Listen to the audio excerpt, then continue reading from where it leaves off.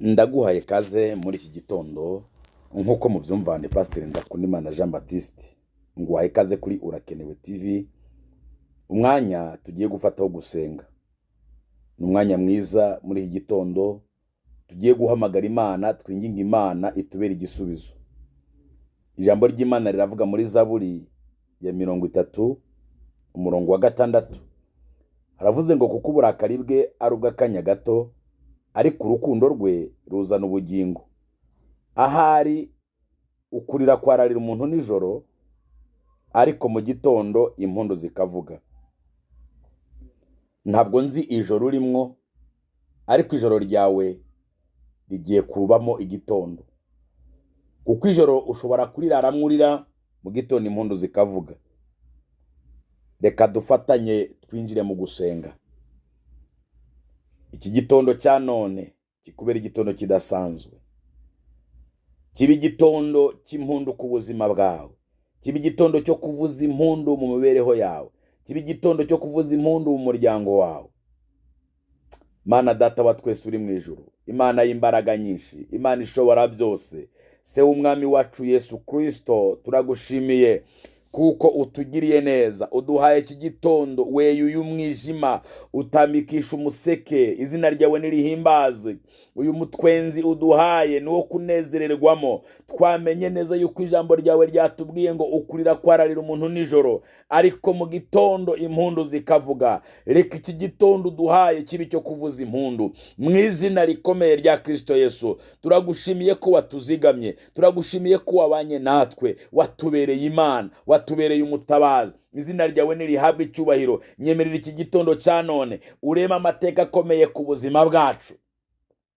Reka amaboko yawe arwane n'ibiturwanya, amaboko yawe amenagura imbaraga zose ziduhagazeho, mu izina rikomeye rya Kristo Yesu. Mwami, iki gitondo duhaye kiba igitondo cy'umugisha, iki gitondo duhaye igitondo amateka ahindutse, igitondo duteye intambwe y'ubuzima, igitondo twinjiye mu masezerano, igitondo duhanaguwe amarira, igitondo twinjiye mu migisha yacu. Izina ryawe nirihabwe icyubahiro. Reka iki gitondo duhaye Mwami, uyu munsi twongeye mu buzima, uyu munsi uturemeye, uwuremeremo imigisha, amaboko yacu ibyakoraho bihinduka umugisha. Reka Mwami Nyiringabo, umuntu wese wumvira isengesho ryo muri aka gatondo, icyakoze kimubera umugisha, icyaramvuye ku kuboko kimuhindukira umugisha, mu izina rya Yesu. Ndasenze ngo ijuru ryugurura imigisha. Mwami, abamaze igihe bariko bararira, abamaze igihe mu marira, ubahe gutwenga. Igitondo cyo gutwenga kibabeho Mwami, mu izina rya Kristo Yesu. Reka iki gitondo kitubere igitondo cyo kuvuza impundu. Ahari amarira hahinduka ibitwenge, ahari indwara hahinduka ubuzima, ahari umuborogo hahinduke gutamba. Abantu bakubyinire, batamba indirimbo z'amashimwe, bahimbaza izina ryawe. Yewe wawera we, nta yindi Mana ihwanye nawe, nta yindi Mana ikora ibikomeye nkawe. Uri Data wa twese mwiza, Imana itugirira imbabazi. Abantu baturetse, wowe ntiwatureka. Abantu batwate, ni wewe wenyine utuzirikana mu bihe bidukomereye, mu izina rikomeye rya Yesu ukaturwanirira.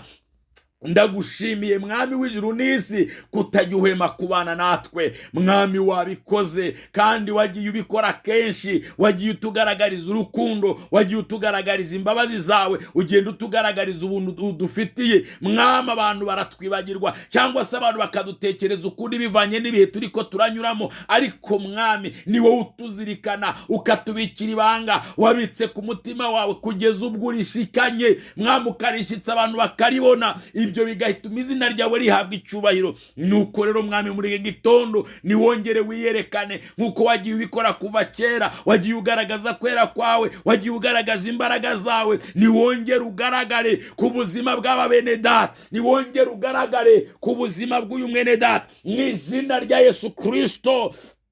reka imbaraga zawe, imbaraga zitera kunesha, imbaraga zituma tunesha ibyaha turazisabye muri iki gitondo. Ahari haba hari ukurira gutewe n'ibyaha, ariko iki gitondo ndasabye habeho gutambika ku museke, havuzwe impundu z'agakiza, havuzwe impundu zo kukubaha, havuzwe impundu zo kugukorera, havuzwe impundu zo kugutazira, havuzwe impundu zo kuguhimbaza, kuko ari ubereye amashimwe. Yewe Uwiteka muremyi w'ijuru n'isi, izina ryawe rihabwe icyubahiro. Ni ijambo ryawe ryabitubwiye, ni Dawidi wabyanditse, yavuze ngo uburakari bwawe n'ubw'akanya gato. Hari ubwo waturakariye turi mu byaha bidafite, turi mu byaha by'uburyo bumwe na buriya. Mwami, hari ubwo waturakariye twifashe uko tutari, twibagiwe icyo waduhamagariye, turiko turirwanirira, turiko turakora ibitunezera aho kuguhimbaza, aho kukunezereza. Hari ubwo waturakariye twifashe uko bitabereye, hari aho waturakariye dukora ibyangwa n'amaso yawe. Amaso yawe yarabibonye, ariko twamenye neza yuko uburakari bwawe ari ubw'akanya gato, ariko imbabazi zawe zizana ubugingo. Reka imbabazi zawe zimbonekeho, imbabazi zawe ziboneke ku mwana wawe mu izina rikomeye rya Kristo Yesu. Imbabazi zawe zize zihindura ibintu, imbabazi zubaka amateka mashya, imbabazi zubaka ubuzima bushya mu izina rya Yesu Kristo. Ibyari bigoye ubuzima bwacu umanuka ubigore mu izina rya Yesu Kristo. Imbabazi zawe zitubonekeho Nyiringabo Imana, nugenderera imitima yacu, wongere utuvugurure bundi bushya, wongere utwubake turubakika, wongere udutunganye turatungana.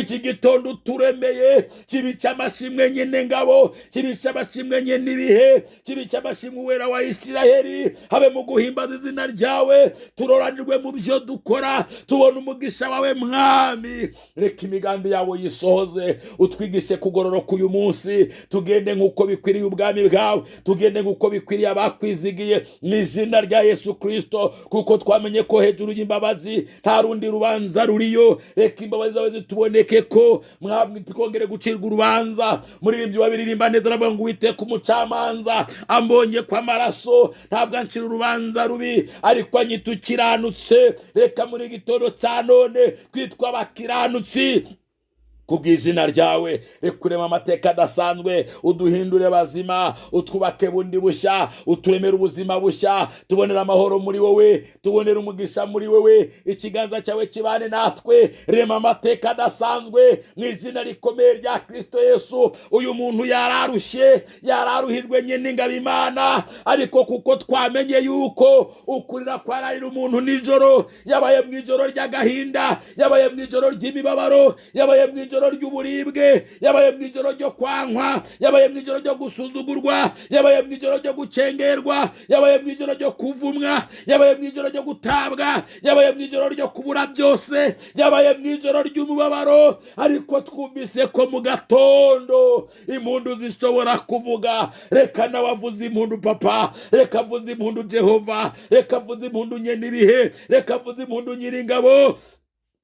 Bimenyekane ko ari uremye amateka, bimenyekane ko ari wubatse ikintu gikomeye ku buzima bwiwe.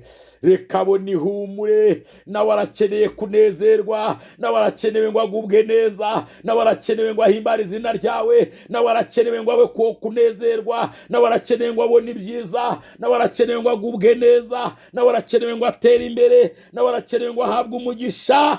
Izina ryawe rihimbazwe. Nubikorere kwiyubahisha Papa, nubikorere kwiyubahisha Jehova. Reka umuntu wese Mwami wumvishe gusenga nawe umubera inyishu, kandi urema amateka yisubiramo, amateka avuga, amateka agaragaza ubumana bwawe, amateka agaragaza imbaraga zawe. Mu izina rya Kristo Yesu utwigaragarize Mwami, utwigaragarize Data, utumurikishirize mu maso hawe, twongere tubone mu nyonga zawe, twumva ijwi ryawe riganira natwe, twumva imirindi yawe igendagenda mu bugingo bwacu. Mu izina rya Kristo Yesu turindwe imbere n'inyuma, turindwe iburyo n'ibubamfu, twumva ijwi ryawe ritwongorera, ritubwira ngo iyi niyo nzira, aba ariyo mukomeza. Uturinde kuyoba, uturinde kuzarajara, uturinde kuyerera, ahubwo duhe kuba mu mucyo wawe, duhe kugenda nk'uko ugomba. Mu izina rya Kristo Yesu urakoze Mwami w'amahoro. reka amateka aremwe bushasha, urimo ibintu bidasanzwe, uhindura ibyanze guhinduka, wubaka ibitari byubakitse nabyo bigira ishusho. Urakoze mwami w'abami, ko amaboko yawe ari yabikoze. Ikiganza cyawe kiza kibane natwe, buri wese abona ihumure rivuye kuri wewe. Niko tubisabye Imana nyene icubahiro, mu izina ry'umucunguzi wacu Yesu, amen. Imana iguha umugisha uyu munsi, Imana ikuramira uyu munsi, Imana ikuremera amateka, Imana ikubakira ubuzima bushya, Imana igukorera ibitangazo utari witeze, mu izina ry'umucunguzi wacu Yesu, amen. Imana iguha umugisha, Imana igukomereza amaboko. Wari kumwe na Pastor Nzakunimana Jean Baptiste. Niba ubashijwe kuryoherwa no kugusenga kukaba kugukoze ku mutima, ukaba utarakora subscribe kuri iyi channel uyikore, hanyuma usangize abandi ukugusenga. Ndazi ko hari icyo biri bureme ni wakwakirira isengesho ukaryizereramwo, hari amateka yawe Imana iri bureme. Imana iraguha igitondo cy'umugisha kandi ukinezerererwemo, mu izina ry'umucunguzi wacu Yesu, amen. Imana ibaha umugisha, ndabakunda, Yesu akabakunda kundusha. Mwarahezagiwe.